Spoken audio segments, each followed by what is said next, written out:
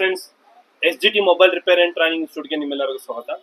सो मेरा सभी भाई को S G T mobile repair and training institute को स्वागत है। आज मेरे पास एक मोबाइल आया Oppo Reno 6 pro. Reno 6 pro ಎಷ್ಟೋ ತನಕ ನಾವು ಇದು ಹಾಕಿದ್ರೇನು ಓಪ್ಪೋ ಅಂತಾನೆ ಇರುತ್ತೆ, ಮುಂದೆ ಹೋಗಲ್ಲ. ಅಂದ್ರೆ ಇದ್ರ ಸಿಸ್ಟಮ್ ಕರಪ್ಟ್ ಆಗಿರ್ಬೋದು. ಇದು ಡಬಲ್ ಡೆಕ್ಕರ್ ಬಂದಿತ್ತು ಡೀಲರ್ದು. ಸೊ ನನ್ನ ಹತ್ರ ಪ್ರೋಗ್ರಾಮಿಂಗಿಗೆ ಬಂದಿದೆ, ಯಾಕಂದ್ರೆ ಯು ಎಸ್ ಪಿ ಮುಖಾಂತರ ಈ ಫೈಲ್ ಫ್ಲಾಶ್ ಆಗುತ್ತೆ. ಆದ್ರೆ ಈ ಮಾಡೆಲ್ ಇದು ಯು ಎಸ್ ಪಿ ಇಂದ ಫ್ಲಾಶ್ ಆಗ್ತಾ ಇಲ್ಲ. एग्जाम्पल से मैं यूएमटी टूल को ओपन किया हुआ। सो यूएमटी टूल ನಾನು ಮಾಡಿದೀನಿ, ಓಪನ್ ಮಾಡಿದೀನಿ ನೋಡಿ, ಆಫ್ ಆಯ್ತು. ಸೊ यूएमटी ಒಳಗಡೆ ಫ್ಲಾಶ್ ಮಾಡಕ್ಕೆ ಟ್ರೈ ಮಾಡ್ತೀನಿ. ಸೊ ನನ್ನ ಹತ್ರ ಫ್ಲಾಶ್ ಫರ್ಮ್ವೇರ್ ಇದೆ. ಸೊ ಇದೇ ಫರ್ಮ್ವೇರ್ ಇಂದ ನಾನು ಏನ್ ಮಾಡ್ತಾ ಇದ್ದೀನಿ, ಫ್ಲಾಶ್ ಮಾಡಕ್ಕೆ ಟ್ರೈ ಮಾಡ್ತಾ ಇದ್ದೀನಿ. ಸೊ ಏನ್ ಬರ್ತಾ ಇಲ್ಲ, ಇದು ಡೌನ್ಲೋಡ್ ಮೋಡ್ಗೆ ಬರ್ತಾ ಇಲ್ಲ ನೋಡಿ. ಇಲ್ಲಿ ಕನೆಕ್ಟ್ ಮಾಡ್ತಾ ಇದೀನಿ. ಕನೆಕ್ಟ್ ಮಾಡ್ತಿದ್ದಂಗೆ ಡೈರೆಕ್ಟ್ ಆಗಿ ಏನ್ ಹೋಗ್ತಾ ಇದೆ, ಮತ್ತೊಂದ್ಸರಿ ಕನೆಕ್ಟ್ ಮಾಡ್ತೀನಿ ನೋಡಿ. ಬ್ಯಾಟ್ರಿ ತೆಗೆದೆ, ಬ್ಯಾಟ್ರಿ ಹಾಕ್ತೀನಿ, ವಾಲ್ಯೂಮ್ ಅಪ್ ಡೌನ್ ಎರಡು ಪ್ರೆಸ್ ಮಾಡ್ತೀನಿ. ಪೋರ್ಟ್ ಬರಬೇಕು, M T K C P U ಇದೆ, ಇದು ಯು ಎಸ್ ಪಿ ಮುಖಾಂತರ ಆನ್ ಆಗುತ್ತೆ. ಬಟ್ ಆದ್ರೆ ಇದು पोर्ट ಬರ್ತಾ ಇಲ್ಲ. एम टी के सीपीयू है, ये पोर्ट आना चाहिए था बट नहीं आ रहा। डायरेक्टली ओप्पो में लगातार है, यूएसपी से तो ये फ्लैश नहीं हो रहा है, पोर्ट भी नहीं बन रहा। तो इसको क्या करेंगे, हम बाय F64 प्रोग्राम करेंगे यूएफएस चिप को। ನಾವು ತಗೊಂಡಿರೋ ಫ್ಲಾಶ್ ಫೈಲ್ ಇಂದಾನೆ. ಸೊ ಇದನ್ನ ಏನ್ ಮಾಡೋಣ, ಯು ಎಸ್ ಪಿ ಚಿಪ್ ಇಂದ ತೆಗೆದ್ಬಿಟ್ಟು, ಯು एस पी इंदा तो फ्लैश ಆಗ್ತಾ ಇಲ್ಲ, यूएसपी से तो फ्लैश नहीं हो रहा है। इसको क्या करेंगे, बाया चिप ऑफ करके F64 में प्रोग्रामिंग करके सेट को डायरेक्टली ऑन करेंगे। यूएसपी से फ्लैश नहीं होने वाले मोबाइल को कैसे F64 से हम फ्लैश करके सेट को ऑन कर सकते करके ये वीडियो में मैं बताने वाला हूँ। सो यूएसपी इंದ ಫ್ಲಾಶ್ ಆಗದೆ ಇರುವ ಮೊಬೈಲ್ ನ ಹೇಗೆ F64 ಮುಖಾಂತರ ಫ್ಲಾಶ್ ಮಾಡಿ ಸೆಟ್ ನ ಆನ್ ಮಾಡೋದು ಅಂತ ಈ ವಿಡಿಯೋದಲ್ಲಿ ಪ್ರೋಗ್ರಾಮಿಂಗ್, ಯುಎಫ್ಎಸ್ ಪ್ರೋಗ್ರಾಮಿಂಗ್, ಇದು ಯುಎಫ್ಎಸ್ ಚಿಪ್ ಇದೆ, 3.1 ಇರ್ಬೋದು ಅಥವಾ 3.0 ಇರ್ಬೋದು ನನ್ನ ಎಕ್ಸ್ಪೀರಿಯನ್ಸ್ ಪ್ರಕಾರ. ಸೊ ಇದನ್ನ ನಾನು ಏನ್ ಮಾಡ್ತಾ ಇದೀನಿ, ಓಪನ್ ಮಾಡ್ತಾ ಇದೀನಿ. ಇದನ್ನ ಓಪನ್ ಮಾಡಿ ಚೆಕ್ ಮಾಡೋಣ. ಸೊ ಇದ್ರಲ್ಲಿ ಏನ್ ಫಾಲ್ಟ್ ಇದೆ, ಅಥವಾ ಇದನ್ನ ಫುಲ್ ಎಂಟಿ ಮಾಡೋಣ, ಬ್ಯಾಕಪ್ ತಗೊಂಡು ಸೆಕ್ಯೂರಿಟಿ ಬ್ಯಾಕಪ್ ಅಂತ ತಗೊಂಡು ಫುಲ್ ಏನ್ ಮಾಡೋಣ, ಎಂಟಿ ಮಾಡೋಣ. ಎಂಟಿ ಮಾಡ್ಬಿಟ್ಟು ಪ್ರೋಗ್ರಾಮಿಂಗ್ ಮಾಡೋಣ, ಸೆಟ್ ಆನ್ ಆಗುತ್ತಾ ಇಲ್ವಾ ಅಂತ ಈ ವಿಡಿಯೋದಲ್ಲಿ ತೋರಿಸ್ತಾ ಇದೀನಿ. ಬನ್ನಿ ವಿಡಿಯೋ ಸ್ಟಾರ್ಟ್ ಮಾಡೋಣ. ಸೊ ನಾವು ಇವಾಗ ಕಂಪ್ಯೂಟರ್ ಸ್ಕ್ರೀನಿಗೆ ಬರ್ತಾ ಇದೀನಿ ನೋಡಿ. ಇಲ್ಲಿ ಏನಾಗಿದೆ, ಆಲ್ರೆಡಿ ಡಬಲ್ ಡೆಕ್ಕರ್ ಮಾಡಿದಾರೆ, ಅವರೇ ಹೇಳಿದಾರೆ ಸರ್ ಈ ಡಬಲ್ ಡೆಕ್ಕರ್ ಆಗಿದೆ, लोगो ಬಂದಿದೆ, यूएसपी ಇಂದ ಫ್ಲಾಶ್ ಆಗ್ತಾ ಇಲ್ಲ. सो डबल डेकर किया हुआ है, लोगो में आया हुआ है, बट यूएसपी से फ्लैश नहीं हो रहा है। इसको कैसे प्रोग्रामिंग करके सेट को ऑन करना, ये वीडियो में मैं बताने वाला हूँ। आ जाए वीडियो में बने रहिए। सो इवाग ನಾವು आइडेंटिफाई ಮಾಡೋಣ। अभी क्या करेंगे, हम आइडेंटिफाई करेंगे चिप को। ये यूएफएस चिप है, इसको हम क्या करेंगे, आइडेंटिफाई कर। ओके, तो MTK है ये 26 मेगाहर्ट्ज में क्या होगा, ये होगा। तो इसलिए इसको आइडेंटिफाई करेंगे। देखो ये पूरा बैकअप ले रहा है, ಏನಾಗ್ತಾ ಇದೆ, ಫುಲ್ बैकअप ತಗೊಂತಾ ಇದೆ। बैकअप लेने के बाद जो है ये स्ट्रक हो गया है। सो बैकअप ಆದ್ಮೇಲೆ ಏನಾಗಿದೆ, ಇದು ಸ್ಟ್ರಕ್ ಆಗ್ಬಿಟ್ಟಿದೆ। ಇದು ಸ್ಟ್ರಕ್ ಆಗಿದೆ ನೋಡಿ, ಏನ್ ತೋರಿಸುತ್ತೆ, 1 ಅವರ್ ಬೇಕು ಇದು ಐಡೆಂಟಿಫೈ ಆಗಕ್ಕೆ ಅಂತ ತೋರಿಸ್ತದೆ, ಕೆಳಗೆ ಹೇಳ್ತದೆ। नीचे देखो ये 1 आवर चाहिए करके दिखा रहा है। सो बैकअप तो हो गया है, बट ये पूरा रीड होने में 1 आवर होगा।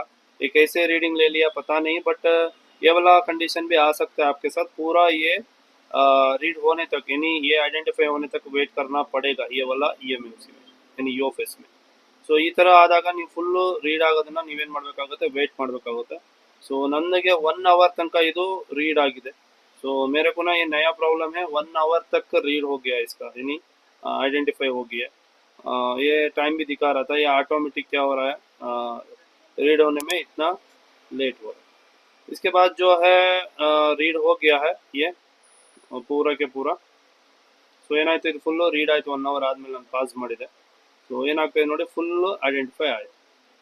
ಸೊ ಇವಾಗ ನಾನು ಇದರ ಬ್ಯಾಕಪ್ ತಗೊಂತೀನಿ। ಬ್ಯಾಕಪ್ ಅಲ್ಲಿ ಮೇನ್ ಇಂಪಾರ್ಟೆಂಟ್ ಇದರ ಸೆಕ್ಯೂರಿಟಿ ಬ್ಯಾಕಪ್ ಮತ್ತೆ ಇದರ प्रोविजन मात्र ಬೇಕಾಗುತ್ತೆ। बैकअप में इसका सिक्योरिटी बैकअप लेना है, ये राइट प्रोडक्शन में है। सो सिक्योरिटी बैकअप चाहिए इसका, और इसका प्रोविजन चाहिए। हमने प्रोविजन करके इसको सिक्योरिटी बैकअप ले लेंगे बस। यूएसपी से फ्लैश होने वाला मोबाइल है, बट ये यूएसपी से नॉट सपोर्टेड, अभी सपोर्ट नहीं हो रहा। तो ये कंडीशन में मैंने पहले इसका बैकअप ले लेंगे सिक्योरिटी का। बैकअप करके ये है इसका अंदर बैकअप, ले लेंगे ಒಂದು फोल्डर ಮಾಡೋಣ ಇಲ್ಲಿ डेस्कटॉप ಮೇಲೆ डेस्कटॉप का अंदर एक फोल्डर करेंगे सिक्योरिटी वाला बैकअप के लिए ये इम्पोर्टेंट है सिक्योरिटी बैकअप और प्रोविजन का बैकअप ये स्टेप मिस मत करिए ಸೊ ಈ ಸ್ಟೆಪ್ಪನ್ನು ಮಿಸ್ ಮಾಡೋ ಹಾಗೆ ಇಲ್ಲ ಯಾಕೆ ಅಂತ ಹೇಳಿದ್ರೆ ಇದಿಲ್ಲ ಅಂದರೆ ನಿಮ್ಮ ಸೆಕ್ಯೂರಿಟಿ ಯಾವುದು ಬರೋದಿಲ್ಲ ಮತ್ತು important critical part VIP part ಕೂಡ ಇದ್ರ ಜೊತೆಲಿ ಇರುತ್ತೆ ಸೊ VIP ಪಾರ್ಟ್ ಅಂದ್ರೇನು ಕ್ರಿಟಿಕಲ್ ಪಾರ್ಟ್ ಅಂದ್ರೇನು ಗೊತ್ತಾಗಬೇಕಂದ್ರೆ ಬನ್ನಿ HGT mobile repair training institute Bengaluru ಇದೇ ಥರ ಕೆಲಸ ನೀವು ಕೂಡ ಕಲಿಬೋದು ಸೊ ನೋಡೋಣ ನೆಕ್ಸ್ಟ್ ಏನಾಗುತ್ತೆ ಅಂತ देखेंगे क्या होता इसका पूरा बैकअप ले रहे हैं हम ಇದರ ಫುಲ್ ಬ್ಯಾಕಪ್ನ ನಾವೇನು ಮಾಡಿದ್ದೀವಿ ತಗೊಳ್ತಾ ಇದ್ದೀವಿ सिक्योरिटी बैकअप पूरा के पूरा इसका सिक्योरिटी का बैकअप डेस्कटॉप में मैंने सेव कर रहा हूँ सो सेव आಗಿದೆ ನಮ್ಮ सिक्योरिटी बैकअप सो इवाग ನಾವೇನು ಮಾಡಬೇಕು ಪ್ರಾವಿಷನ್ सो ಪ್ರಾವಿಷನ್ ನ ರೀಡ್ ಮಾಡಬೇಕಾಗುತ್ತೆ इसको क्या करेंगे हम पहले ಪ್ರಾವಿಷನ್ को रीड करेंगे रीड राइट हो गया देखो ನೋಡಿ ಪ್ರಾವಿಷನ್ ರೀಡ್ ಆಗಿದೆ ಮತ್ತೊಂದ್ಸಲಿ ರೀಡ್ ಮಾಡಿ ತೋರಿಸ್ತೀನಿ ನಿಮಗೆ ಇವಾಗ ಒಂದ್ಸಲಿ ರೀಡ್ ಆಗಿದೆ ನಾನು ಇವಾಗ ಮತ್ತೊಂದ್ಸಲಿ ಮತ್ತೆ ರೀಡ್ ಮಾಡಿ ತೋರಿಸ್ತೀನಿ ಪ್ರಾವಿಷನ್ ಫೈಲ್ ಬ್ಯಾಕअप ಅಲ್ಲಿ ರೀಡ್ ಆಗಿದೆ प्रोविजन फाइल बैकअप में क्या हो गया है रीड हो चुका है मैं चाहे तो और एक बार रीड करके दिखाता हूँ देखो ये वाला प्रोविजन फाइल रीड हो चुका है ओके चलो ठीक है इसको क्या करना है फॉर्मेट करना है फॉर्मेट एस एस चिप को पूरा फॉर्मेट किया मैंने सिंगल पार्टीशन में लेके आया इसको सिंगल पार्टीशन में लेके आया हुआ इसमें दो टाइप होता है जीपीटी एक होता है और पार्टीशन होता है हमने पार्टीशन को क्या कर लिया एरेज कर लिया एक ही partition just like memory card को कैसे फॉर्मेट करते हैं यानी हार्ड डिस्क को कैसे हम फॉर्मेट करके एक बनाते हैं ऐसा ही इसका अंदर भी ये भी सेम टू सेम वैसा ही है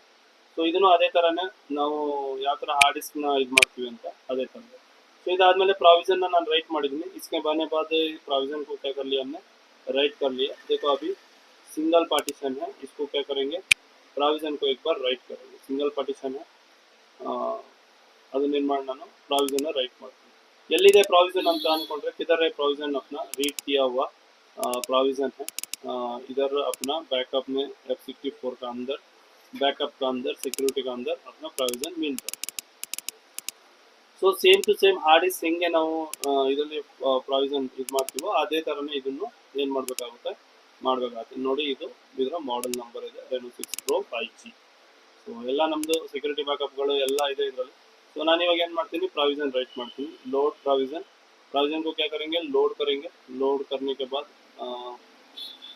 कोई USB से फ्लैश करने का ज़रूरत नहीं है इसी F64 से फ्लैश करने के बाद सेट पूरा के पूरा ऑन हो जाता है वही लाइव हम दिखा रहे हैं ಸೊ ಎಲ್ಲಿ ನೀವು F64 ಇಂದ ಮತ್ತೆ ಮಾಡಿದ ಮೇಲೆ USB ಇಂದ ಫ್ಲಾಶ್ ಮಾಡೋ ಅವಶ್ಯಕತೆ ಇಲ್ಲ ಅದೇ ಟ್ರಿಕ್ಸ್ನ ನಾನು ನಿಮಗೆ ಇಲ್ಲಿ ಹೇಳ್ಕೊಡ್ತಾ ಇರೋದು ಸೊ ನೀವು ಇದೇ ಥರ ಮಾಡಿ 100% ಸೆಟ್ಟು ಆನ್ ಆಗುತ್ತೆ ಸೊ ನಾನು ಇವಾಗ ಏನು ಮಾಡ್ತಾ ಇದ್ದೀನಿ ಇದರ ಪ್ರಾವಿಷನ್ ಹುಡುಕ್ತಾ ಇದ್ದೀನಿ ಪ್ರಾವಿಷನ್ ಏನು ಮಾಡ್ತಾ ಇದ್ದೀನಿ ನಾನು ರೈಟ್ ಮಾಡ್ತಾ ಇದ್ದೀನಿ ಪ್ರಾವಿಷನ್ को क्या कर लिया मैंने राइट कर लिया ಸೊ ಪ್ರಾವಿಷನ್ ಆಯ್ತು ನಮ್ಮದು ರೈಟ್ ಆಯಿತು ನೋಡಿ ಇಲ್ಲಿ ಮೇನಲ್ಲಿ ಬಂದಿದ್ದೀನಿ ಮೇನಲ್ಲಿ ಚೆಕ್ ಮಾಡಿದಾಗ ನಮ್ಮ ಪ್ರಾವಿಷನ್ ಏನಾಗಿದೆ ರೈಟ್ ಆಗಿದೆ ಸೊ ನಾನು ಇವಾಗ ಐಡೆಂಟಿಫೈ ಮಾಡ್ತೀನಿ क्या करेंगे इसका ಐಡೆಂಟಿಫೈ करेंगे ಸೊ ಇವಾಗ ಐಡೆಂಟಿಫೈ ಆದಾಗ ನಮ್ಮದು 3 ಪಾರ್ಟಿಷನ್ ಆಗಬೇಕು ನೋಡಿ 3 ಪಾರ್ಟಿಷನ್ ಆಗಿದೆ 0 1 2 लून 0 लून 1 लून 2 तीनों पार्टीशन बन गया अपना इसके बाद जो है इसको जीपीटी बनाना है जीपीटी बनाने के लिए मैंने ऑलरेडी फ्लैश फाइल को डाउनलोड करके रखा हुआ है फ्लैश फाइल से हम इसको मोबाइल को बना रहे हैं यानी नो डंप नहीं है ओनली फ्लैश फाइल से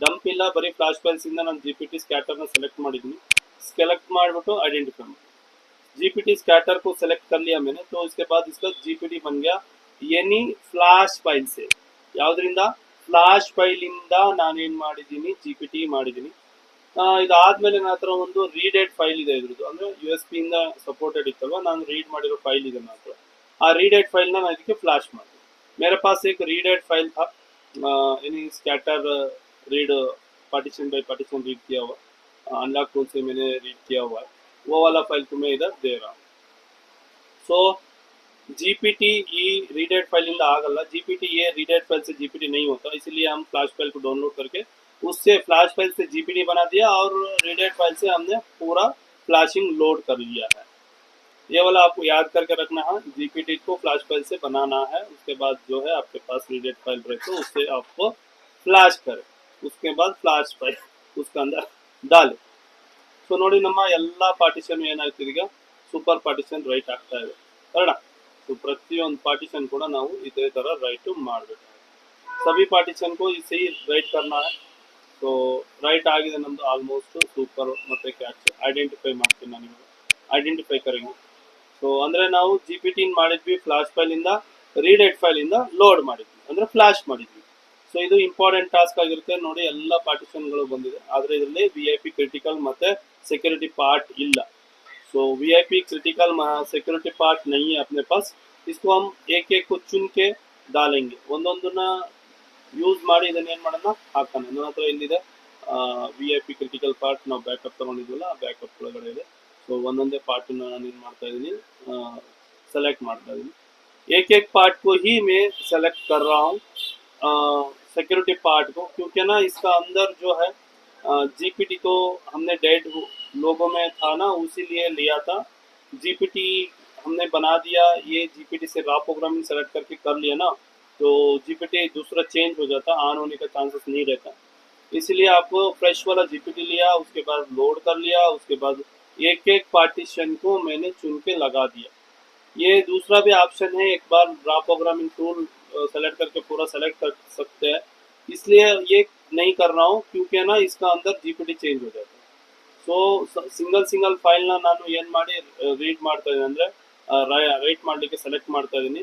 ಇಲ್ಲಾಂದರೆ ನೀವು ಒಂದೇ ಸಲಿ ಕೂಡ ಇದನ್ನ ರಾ ಪ್ರೋಗ್ರಾಮಿಂಗ್ ಟೂಲ್ನ ಸೆಲೆಕ್ಟ್ ಮಾಡಿ ಮಾಡ್ಬೋದು. ಆವಾಗ GPT ಚೇಂಜ್ ಆಗುತ್ತೆ ಅನ್ನೋ ಕಾರಣದಿಂದಾಗಿ ನಾನೇನು ಮಾಡ್ತಾ ಇದ್ದೀನಿ ಸಿಂಗಲ್ ಫೈಲ್ನ ರೈಟ್ ಮಾಡ್ತಾ ಇದ್ದೀನಿ. ಆವಾಗ ನಾವು ಯಾವ GPT ಫ್ಲಾಶ್ ಫೈಲಿಂದ ಮಾಡಿದ್ವೋ ಅದೇ GPT ಇರುತ್ತೆ, ಮತ್ತೆ ನಾವು ಹಾಕಿರೋ ಫೈಲ್ ಇರುತ್ತೆ, ಮತ್ತೆ ನಾವು ಹಾಕಿರುವ ಸೆಕ್ಯೂರಿಟಿ ಪಾರ್ಟ್. ಸೊ ಇಲ್ಲಿಗೆ ನಮ್ಮ ಎಲ್ಲ ಕೆಲಸ ಮುಗಿದಿದೆ. ಸೊ 100% ಓಕೆ ಆಗಿದೆ. ಇದನ್ನು ನಾವು इंस्टॉलेशन ಮಾಡೋಣ ನಮ್ಮ मदर बोर्ड ಅಲ್ಲಿ. ओके सो अभी क्या करें अपना पूरा के पूरा क्या हो गया इंस्टॉलेशन करेंगे. वो आ गया प्रोग्रामिंग का इंस्टॉलेशन करके सेट को चेक करेंगे ऑन होता या नहीं होता. 100% ऑन होना ही चाहिए मेरे हिसाब से. ये ऑन होके UFS भी डैमेज है. ऑन होके क्या होना चाहिए रिकवरी में जाना है. रिकवरी में जाने के बाद जो है ये USB से नहीं उसको ना फॉर्मेट करना पड़ेगा, यानी एराइज करना पड़ेगा, फॉर्मेट करना पड़ेगा. तो इसके बाद जो है वो लोगों में आके ऑन होना चाहिए. ये वाला प्रोसीजर है. तो ये क्यों बता रहा हूँ बोले तो अपना एक्सपीरियंस के हिसाब से इस सब कुछ मैंने आपको बता दिया. आगे क्या होने वाला है करके इतना होना चाहिए. तो देखेंगे फाइल अच्छा रहे तो, फाइल ने अच्छा नहीं रहे तो ओनली रिकवरी में जाके फॉर्मेट का ऑप्शन आएगा, एरेज का ऑप्शन नहीं आएगा. ये भी आपको बता दिया. ಸೊ ಇದೇ ತರ ಕೆಲಸ ಕಲಿಬೇಕಂದ್ರೆ ಬನ್ನಿ SGT mobile repair training institute Bengaluru. आपको ना काम को समझ के काम करना है तो आ जाइए SGT mobile repair and training institute Bengaluru. Hardware plus software 20 दिन का कोर्स होगा. तो आपको नीचे आने वाला नंबर से कांटेक्ट कर सकते हो. ಸೊ ಇದೇ ತರ ಕೆಲಸ ಕಲಿಬೇಕಂದ್ರೆ ಬನ್ನಿ SGT mobile repair training institute Bengaluru. So hardware plus ಸಾಫ್ಟ್ವೇರ್ನ ನಾವು ನಿಮಗೆ ಹೇಳ್ಕೊಡ್ಲಾಗುತ್ತೆ. ಕೆಲಸನ ಅರ್ಥ ಮಾಡ್ಕೊಂಡು ಕೆಲಸ ಮಾಡೋದು ಬೇರೆ, ಸೊ ತುಕ್ಕೆಯಲ್ಲಿ ಅರ್ಥ ಮಾಡೋದು ಬೇರೆ. ಅಂದರೆ ಅವ್ರೇನೋ ಹೇಳಿದ್ರು ನಾನೇನೋ ಮಾಡಿದೆ ಅದು ಬೇರೆ. ಸೊ ಕೆಲಸನ ಅರ್ಥ ಮಾಡ್ಕೊಂಡು ಕೆಲಸ ಮಾಡೋದು ಬೇರೆ ಮ್ಯಾಟ್ರ್ ಆಗುತ್ತೆ. ಅದೇ ಥರ ಕೆಲಸ ಕಲಿಬೇಕಂದ್ರೆ ಕೆಳಗಡೆ ಬರ್ತಿರೋ ನಂಬರ್ಗೆ ಏನು ಮಾಡಿ ಕಾಲ್ ಮಾಡಿ. ಸೊ ಇವಾಗ ನಾವು ನೋಡಿ ನಮ್ಮದು ಆಲ್ಮೋಸ್ಟ್ EMC प्रोग्रामिंग मुग्दिದೆ.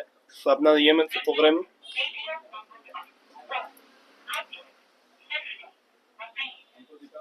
क्लियर हो चुका है. EMC प्रोग्रामिंग ನಮ್ಮದು ಮುಗ್ದಿದೆ. ನೋಡೋಣ ಸೆಟ್ಟು ಆನ್ ಆಗುತ್ತಾ ಏನು ಅಂತ. ಚಾರ್ಜಿಂಗ್ ಚುಸ್ತೀನಿ ಫಸ್ಟ್ ನಾನು, ನೋಡೋಣ ಏನಾಗುತ್ತೆ ಅಂತ. 0.2 ತಗೊಂತಾ ಇದೆ. ಒಪ್ಪೋ ಅಂತ ಬಂದಿದೆ. ಸೊ ನಾವು ಆಲ್ಮೋಸ್ಟ್ ಏನು ಮಾಡಿದ್ವಿ UFS ಪ್ರೋಗ್ರಾಮ್ ಮಾಡಿದ್ದೀವಿ ಆಲ್ರೆಡಿ. ಇದನ್ನೊಂದ್ಸರಿ ಫಾರ್ಮೆಟ್ ಮಾಡೋಣ ನಾವು ಮ್ಯಾನ್ಯುವಲಿ ಫಾರ್ಮೆಟ್. ಯಾಕಂದ್ರೆ ಆನ್ ಆಗೋದು ಸ್ವಲ್ಪ ಲೇಟ್ ಆಗುತ್ತೆ. ನಾವು ಇದನ್ನ ಏನ್ ಮಾಡಿದೀವಿ ಅಂತ ಹೇಳಿದ್ರೆ ರೀಪ್ರೋಗ್ರಾಮ್ ಮಾಡಿದ್ವಿ. ಅಂದ್ರೆ ಫುಲ್ ಎಲ್ಲ ಎರೇಸ್ ಮಾಡಿ UFS ना ಮತ್ತೆ ಹೊಸದಾಗಿ ರೀಪ್रोग्राम. तो पूरा हम क्या किया है रीप्रोग्राम किया हुआ है. पूरा सेट ऑन होना चाहिए. देखेंगे पहले इसका रिकवरी में जाना चाहिए, उसके बाद फॉर्मेट होने के बाद जो होगा पूरा ऑन हो जाएगा.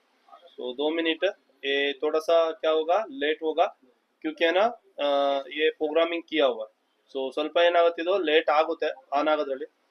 ಯಾಕೆ ಅಂತ ಹೇಳಿದ್ರೆ ಇದು ಪ್ರೋಗ್ರಾಮ್ ಮಾಡಾಗಿದೆ ಫುಲ್ಲು. ಸೊ ಇದು ಏನಾಗಬೇಕು, ಸ್ವಲ್ಪ ಕನೆಕ್ಟಿವಿಟಿ ಆಗಬೇಕು. ಅದಾದ್ಮೇಲೆ ಸೆಟ್ ಏನಾಗುತ್ತೆ, ಫುಲ್ಲು ಆನ್ ಆಗುತ್ತೆ. ಸೊ ನೋಡೋಣ ಎಷ್ಟೊತ್ತಾಗುತ್ತೆ ಆನ್ ಆಗೋದು ಅಂತ.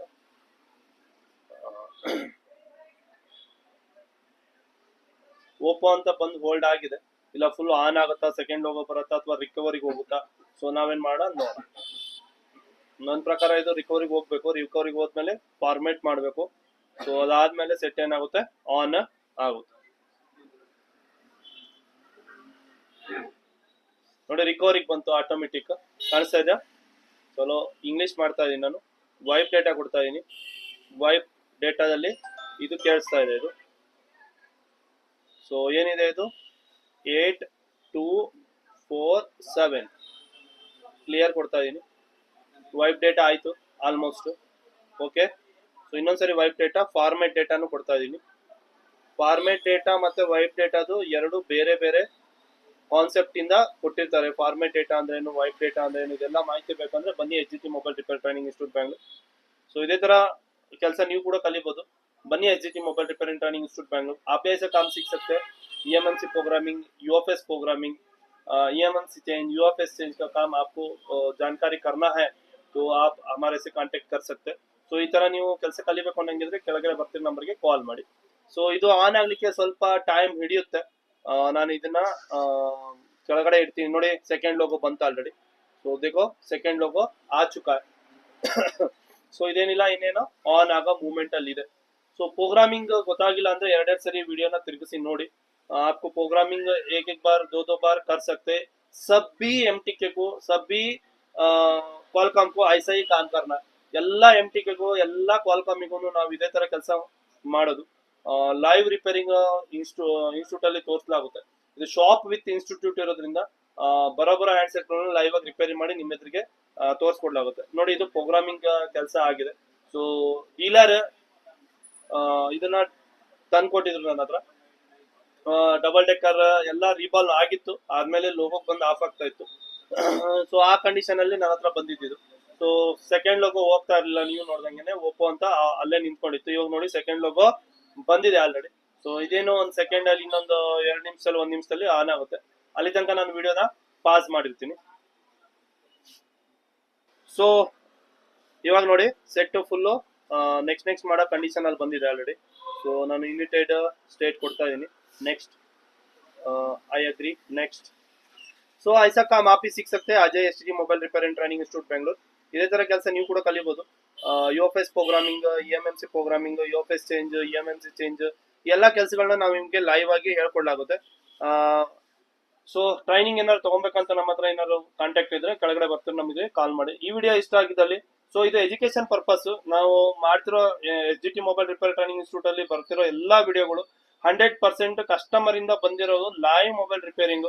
ಸೊ ನೋಡ್ಬಿಟ್ಟು ನಾವೇನ್ ಮಾಡಿದ್ವಿ, ವಿಡಿಯೋ ಮಾಡಿರೋದು. ಇದು ಲೈವ್ ಆಗಿ ಯಾವ ತರ ನಡೀತದೆ ಅನ್ನೋದನ್ನ ನಾವು ವಿಡಿಯೋ ಮಾಡಿರೋದು. ಇದರಿಂದ ನಿಮ್ಗೆ ನೋಡ್ಲಿಕ್ಕೆ ಏನಾದ್ರು ಪ್ರಾಬ್ಲಮ್ ಏನಾದ್ರು ಸಾಲ್ವ್ ಆಯ್ತು ಅಂದ್ರೆ ಕೆಳಗಡೆ ಕಾಮೆಂಟ್ ಮಾಡಿ, ಸರ್ ಈ ತರ ಸಾಲ್ವ್ ಆಯ್ತಂತ. ಈ ತರ ತುಂಬಾ ಕಾಮೆಂಟ್ಸ್ ಗಳು ಬಂದಿದೆ ನಮ್ಮ ಹತ್ರ, ಸರ್ ಸೊಲ್ಯೂಷನ್ ಆಗಿದೆ ನೀವು ಕೊಟ್ಟಿರೋ ವಿಡಿಯೋ ಇಂದ.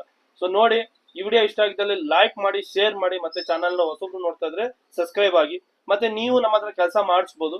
ಸೊ ನಮ್ಮನ್ನ ಕಾಂಟ್ಯಾಕ್ಟ್ ಮಾಡಿ. ನಿಮ್ಗೆ ಯಾವ್ದಾದ್ರು ಮೊಬೈಲ್ ಪ್ರಾಬ್ಲಮ್ ಇದ್ರೆ, ಸೊ ನೀವೇನ್ ಮಾಡ್ಬೋದು, ಬೇರೆ ಕಡೆ ಎಲ್ಲೂ ಆಗಿಲ್ಲ ಸರ್, ಆಗ್ತಾ ಇಲ್ಲ ಸರ್ ಅಂತ ಏನಾದ್ರು ನಿಮ್ಗೆ ಹೇಳಿದ್ರೆ ನಮ್ಮನ್ನ ಕಾಂಟ್ಯಾಕ್ಟ್ ಮಾಡಿ, ಮೊಬೈಲ್ ನ ರಿಪೇರಿ ಮಾಡಿ ಕೊಡ್ತೀವಿ. Thank you for watching.